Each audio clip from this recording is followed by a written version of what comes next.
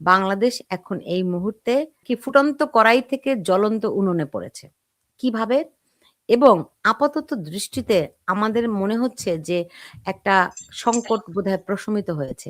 যে ভয়াবহ এক উত্তেজনার মধ্যে, অস্থিরতার মধ্যে, অনিশ্চয়তার মধ্যে বাংলাদেশের অধিকাংশ মানুষ পড়েছিলেন নির্বাচনের আগে। সেখানে তারা খড়কুটোর মতো বিএনপিকে আঁকড়ে ধরেছে। বিএনপি কি পারবে এই মানুষদের আকাঙ্ক্ষা পূরণ করতে? নির্বিশেষে আমি জানি যে আওয়ামী লীগের তরফ থেকে এই নির্বাচনটি বর্জন করার কর্মসূচি ছিল।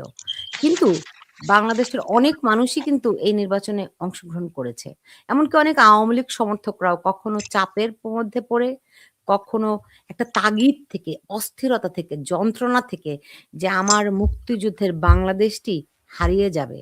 আমার দেশটি চলে যাবে ওই জামাতি রাজাকার চক্রের হাতে। এটি বাংলাদেশেরকে যারা ভালোবাসে, যাদের ন্যূনতম দেশপ্রেম আছে, কেউ মানতে পারেনি। ফলে তারা এক ধরনের যে যাতনার মধ্যে ছিল, সেই যাতনা থেকে ভোট দিতে গেছেন। যদিও এই ভোটে একদম নিশ্চিত করে বলতে পারি অনেক রকমের কারচুপি হয়েছে। একটা পাতানো নির্বাচন, কিন্তু এই নির্বাচনটির বিকল্প কি কিছু ছিল?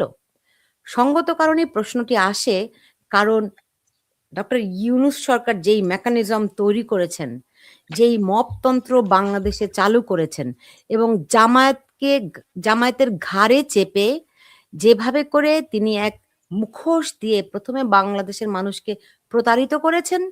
কারণ অনেক মানুষই কিন্তু তার উপরে আশা ভরসা দেখেছিল। যেমন আজকে অনেক মানুষ বিএনপির উপরে আশা ভরসা দেখছে। দিন শেষে তারা কি প্রতারিত হবে? এই প্রশ্নটি আপনাদের কাছে রাখছি। সেই সঙ্গে আরো একটি বিষয় আপনাদের সামনে উত্থাপন করছি আমি। সেটি হচ্ছে যে, যেই গণভোট এই নির্বাচনে পাতানো নির্বাচনের মধ্য দিয়ে আ পাস করিয়ে নেয়ার চেষ্টা চলছে। সেখানে অনেক কিছুতে বিএনপি আগে থেকেই নোট অফ ডিসেন্ট রেখে দিয়েছিল। কিন্তু সেগুলো তারা কতটুকু বাস্তবায়ন করতে পারবে? আমরা জানি তারেক রহমান যখন দেশে ফিরেছেন, তার আগেই যখন তার মা সাবেক প্রধানমন্ত্রী খালেদা জিয়া অসুস্থ ছিলেন, মুমূর্ষ, তখন তিনি দেশে কেন আসছেন না? সেই কারণে অনেকেই প্রশ্ন তুলেছিলেন যে, কেন তিনি আসছেন না? সমস্যাটি কোথায়?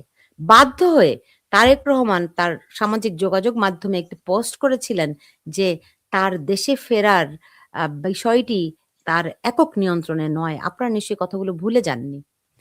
তাহলে তার যে তার একক নিয়ন্ত্রণে নয়, কারা তাকে নিয়ন্ত্রণ করছে? কারা তাকে দেশে ফিরিয়ে এনেছে? এই প্রশ্নগুলো অবান্তর নয়। এবং তার দেশে ফেরার পেছনে কি শর্ত রয়েছে? সেগুলো কিন্তু আমাদের জানা দরকার। আমরা এই যে ডামাডোলে পড়ে সেই বিষয়টি কিন্তু অনেকেই অনেকভাবে ভুলে গেছি। আমি আ ব্যক্তিগতভাবে যদি বলেন যে অনেকগুলো বিষয় এই মুহূর্তে আনতেও চাই না। কারণ আপনি কত ফ্রন্টে যুদ্ধ করবেন? আপনি কত ফ্রন্টে লড়াই করবেন? এরই মধ্যে ধরেন এই জামাত ইউনূসীয় চক্র তারা অনেকগুলো ফ্রন্ট খুলে রেখেছে। এক জামাত ইসলামী একটা নিজেই একটা ফ্রন্ট। তার এ টিম আছে, বি টিম আছে, সি টিম আছে। ধরেন ওই যে আ কি ইনকিলাব মঞ্চ, জুলাই মঞ্চ, এই নাহিদ সার্জিসদের একটা দল যেটা এনসিপি, এই সবই কিন্তু নানানভাবে জামাতি চক্র। আপনারা দেখেন এই নাহিদ, হাসনাত, সার্জিস এরা ১ম এ এসেছিল সাধারণ ছাত্রের বেশে। পরে তারা আ দেখলাম তারা এক মুক্তিযুদ্ধ বিরোধী স্লোগান দেয়া শুরু করলো। তাও তারা আন্দোলনে মুক্তিযুদ্ধের পুরো ধরেন আ আমাদের মুক্তিযুদ্ধ যেভাবে করে পরিচালিত হয়েছে, আমি বলছি, আপনি বঙ্গবন্ধুর ৭ই মার্চের ভাষণটি খুবই স্বল্প। আপনারা জানেন এই ভাষণটি ইউনেস্কোর আ ঐতিহাসিক ভাষণের একটি। সেই ভাষণের মধ্যে একটা যুদ্ধের পুরো পরিকল্পনা কিন্তু ওই ভাষণের মধ্যে আছে। বাংলাদেশ কিভাবে স্বাধীন হবে, মানুষ কিভাবে যুদ্ধ করবে। পুরো নিখুঁত বর্ণনা symbolic ওয়েতে ওই ভাষণের মধ্যে আছে। ওটি কিন্তু একটি রাষ্ট্র কাঠামোর মধ্যে থেকে এর চেয়ে স্পষ্ট করে স্বাধীনতার ঘোষণা দেয়া যায় না। দিলে বঙ্গবন্ধু হয়ে যেতেন বিচ্ছিন্নতাবাদী নেতা। ফলে আজকে ওই প্রসঙ্গটি আমি আনতে চাচ্ছি না। কিন্তু আমি বলছি এই কারণে, ওই ৭ই মার্চের ভাষণটিকে তারা পুরোপুরি অনুসরণ করেছে। আপনারা যদি তাদের আ পুরো কৌশলটি দেখেন, সেই কৌশলে তারা মানুষকে যেভাবে করে প্রতারিত করেছে, এগুলি পুরোনো কথা আপনারা অনেকেই জানেন। আমি বলব আমার চেয়ে ভালো জানেন। কারণ বাংলাদেশের মানুষ অতটা অসচেতন নয়, যতটা অনেকেই মনে করে। ১ম এ ধোঁকা খেয়েছে মানুষ। কারণ তারা মুক্তিযুদ্ধের আমাদের যেই আ উম আমাদের মুক্তিযুদ্ধের স্লোগানগুলো ব্যবহার করেছে, আমাদের জাগরণী গান গেয়েছে, আমাদের পতাকা ব্যবহার করেছে, এমনকি বঙ্গবন্ধুর ভাষণ ব্যবহার করেছে। তারপরে এসে তারা যে তাদের আসল চরিত্র উন্মোচন করল ৫ই আগস্টের পরে, তা দেখে সবাই স্তম্ভিত হয়ে যান এবং অনেকেই প্রশ্ন তোলেন, এরা কারা? ধীরে, ধীরে আমরা জেনেছি মাস্টার মাইন্ড কে, কে কোন জামাতে ইসলামী শিবির কেমন করে এর পেছনে কারিগরি ভূমিকা পালন করেছে, কেমন করে সাদিক কায়েমরা আগে ছাত্রলীগ করেছিল, এখন প্রকাশিত হয়েছে। এগুলো সব আপনাদের কম বেশি জানা। ফলে আজকে এখন নির্বাচনের পরের বাস্তবতায় দাঁড়িয়ে হাল ছেড়ে দিলে কি চলবে? যারা আপনারা এতদিন ধরে একটি একটি দেশপ্রেমের তাড়নায় উজ্জীবিত হয়ে এই দেশটিকে ভালোবেসে যারা নানানভাবে লড়াই করছেন যে যার জায়গা থেকে, সেই লড়াইটিতে স্তিমিত হওয়ার আসলে সুযোগ আছে কিনা? কারণ তারেক রহমানের যেমন হাত-পা বাঁধা, আবার বিএনপি জামাতের সঙ্গে যে রাজনৈতিক সখ্যতা, সেই সখ্যতা এখন আপাতত তারা পরস্পর বিরোধী অবস্থানে আছে।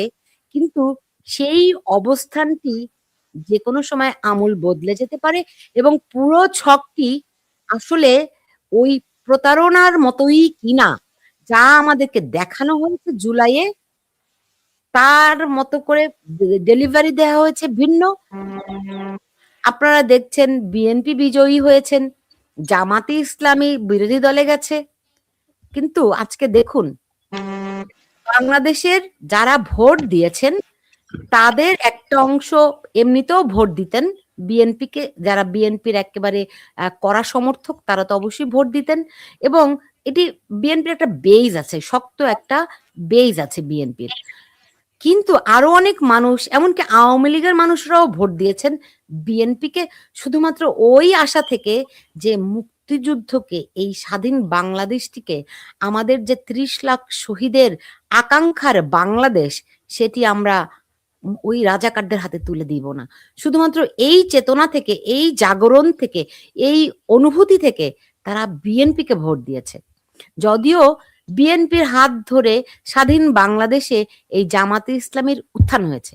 তারা আবারও রাজনীতিতে ফিরে এসেছে এবং এই জামাতের যেই রাজাকার আ আলী হাসান মোহাম্মদ মুজাহিদি, তারপরে আপনার মতিউর রহমান নিজামী, এদের গাড়িতে পতাকা দিয়েছে, মন্ত্রিত্ব দিয়েছে এই বিএনপি কিন্তু।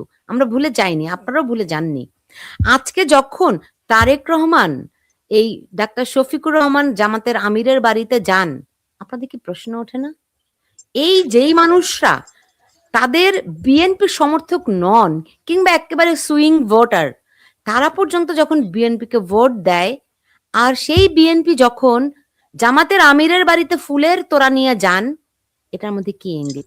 শুধু তাই নয়, এই যে নাহিদ ইসলাম, যারা এতদিন গুপ্ত থেকে ছিল, ডক্টর ইউনূসের আজ্ঞাবহ, যে ইউনূস গং বাংলাদেশকে এরকম একটা মপতন্ত্রের দিকে ঠেলে দিয়েছে, সেই নাহিদ ইসলামের বাড়িতে ফুলের তোড়া নিয়ে যান, এগুলো কিসের ইঙ্গিত দেয়?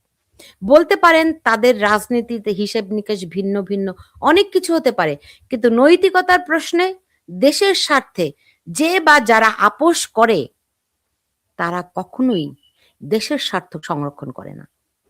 আমি বিএনপিকে একেবারে বাতিলের খাতায় তুলে দিচ্ছি না। কারণ এই দলটিতে ওই ২ ফোঁটা ধরেন বামপন্থী আছে, ২ ফোঁটা মুক্তিযুদ্ধ আছে, ১০ ফোঁটা জামাতি আছে। এটি কেউ অস্বীকার করতে পারবে না। সব শ্রেণীর একটা প্ল্যাটফর্ম বিএনপি। ফলে কিছু, কিছু তো তাদের আছেই। কিন্তু সেই কিছুটা দেখে আমরা যদি বিভ্রান্ত হই, তাহলে আরেকটি বড় খাদে পড়ছি কিনা।